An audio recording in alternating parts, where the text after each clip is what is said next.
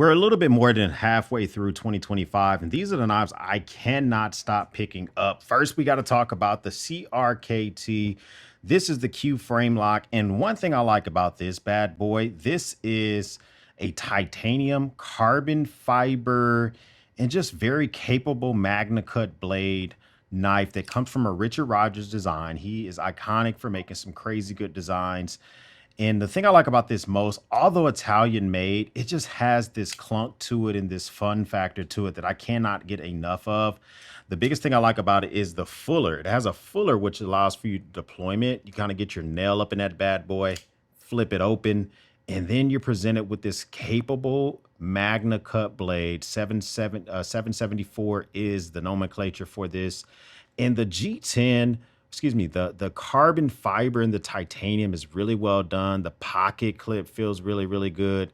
Like, I just can tell that every single part of the design of this knife was well thought of. And it's just something that if you decide to spend the money on it, this could be a one and done knife where maybe you got yourself a first pocket knife and you're trying to figure out what's going to be my go-to, what's going to be the one that I get next.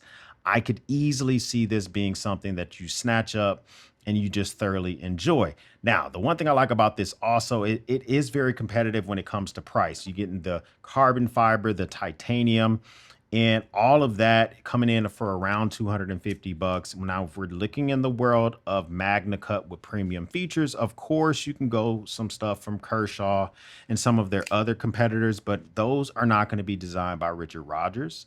They're not going to have this nice thunk factor and the fuller. And you got the flipper as well, which allows for you to flip it out and get right to whatever task that you have going on as well. Next, we got to talk about we're going to talk about Benchmade. Okay, the Benchmade, this is the mini Presidio. And what I like about this is what the Benchmade bug out should be. It has the drop point style blade. It has a satin blade finish. It still has the Benchmade logo. So if you're trying to figure out what's going to be my first Benchmade, this might be a good contender for you. Very, very subtle with the 575 logo on there. The carbon fiber elite scales. So this is carbon fiber reinforced nylon. So normally a lot of times when you get these type of scales, it is fiberglass reinforced nylon, which is FRN. Benchmade decided to patent mixing carbon fiber to strengthen that nylon, and it just gives it this kind of just like tactical feel to it that feels different than any other knife that Benchmade makes. Anything that's made with their CF Elite feels indestructible. It almost feels like it has backspacers, but it only has standoffs. Very capable, common clip. It's ambidextrous. It only is, listen, it's still rocking the S30V, which is clearly 20 years old at this point. But if you're just trying to find a knife, okay, it's more than 3 ounces, so it's clearly going to be much more weighty than the bug out. But if you're trying to find something lightweight for your kit, I still would argue that this gets the job done. Came out the box very sharp for a Benchmade. Unlike some of my other Benchmades in the past, you can still do your spotty flick. You can use the thumb studs. This is, if you're trying to figure out, hey, do I go with the bug out? Do I go with something else? Take a hard look at the mini Presidio that is coming from Benchmade. I think you might like it, and they got to come through with one of my favorite designs from Benchmade to date. Now, the Giant Mouse Ace Tribeca. This is a mid-size folder. It takes its design cues from other Giant Mouse knives. The thing is, this is named after the distinct district in Manhattan called Tribeca. It has a very close home to the founders of the company over there in Lower Manhattan. Magna Cut blade. It does get pretty dirty pretty easily, but a nice thumb hold to deploy this. Hardness level about 62 is what they say on their website. I don't have a way to test that out. All I can say is I don't have an issue with using this. I haven't had an issue with the sliciness. I haven't had to sharpen it, and it just feels fantastic. So it is, one of the things about it is it has the titanium scales, which I'm growing more and more accustomed to the titanium. The backspacer is brass, which is a unique feature. That's something that Giant now is starting to get a little bit known for. Look at the jipping on there and on the back of the backspacer as well. You get it, and you get it on the blade. On the spine of the blade, you get some more jipping on there. The wire clip is God tier. The only thing I wish was different about this is the liner lock's a little boring, okay? But you know what? Still completely usable, still completely deployable. Although I can definitely see that this is one of those knives that if you're like, hey, I'm going to spend the money on it, I'm going to go for it, I'm just going to go ahead and pull the trigger. Once again, it's rocking that Magna Cut, competitively priced, similar to that CRKT, 285 bucks. I ended up getting this for like 176 on a sale.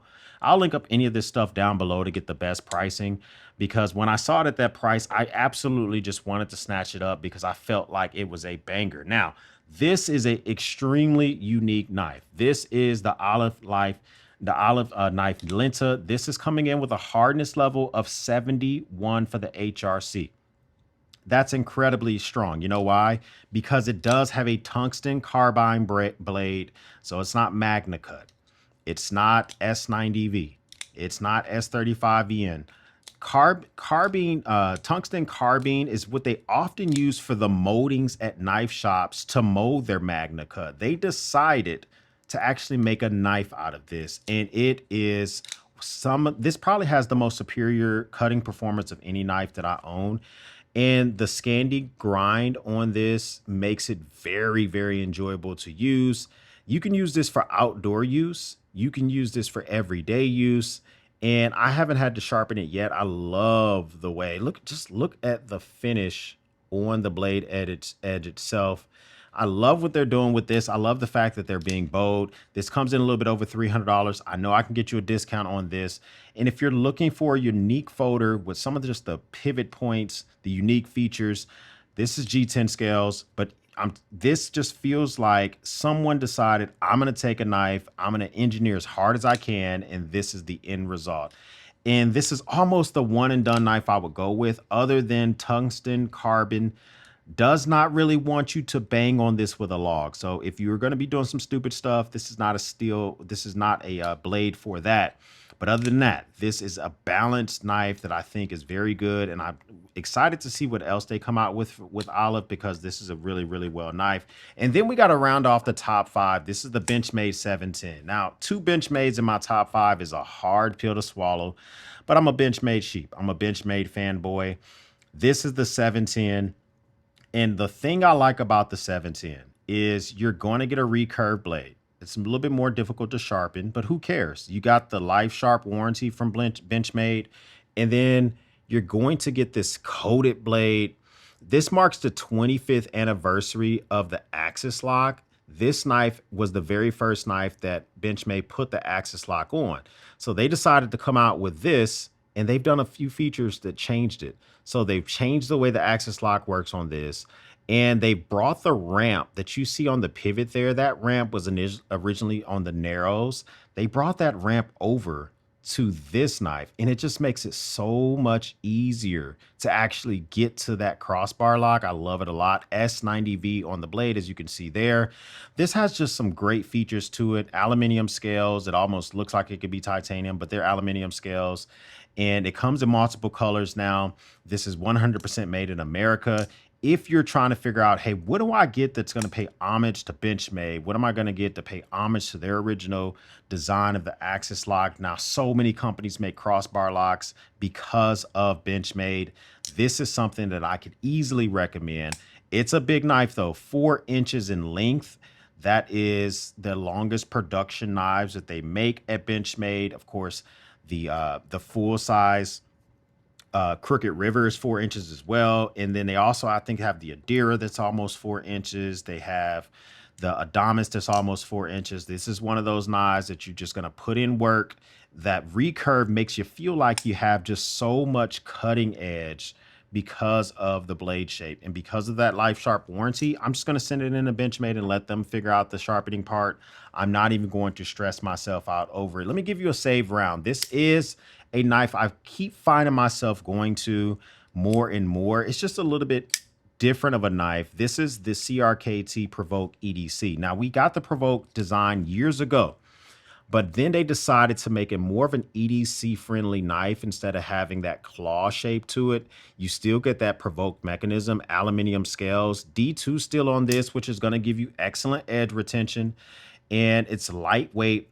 because of the aluminum scales. And what I like about it is just the way that this thing works. You deploy it and the mechanism goes out, and that's what allows for the knife to actually deploy.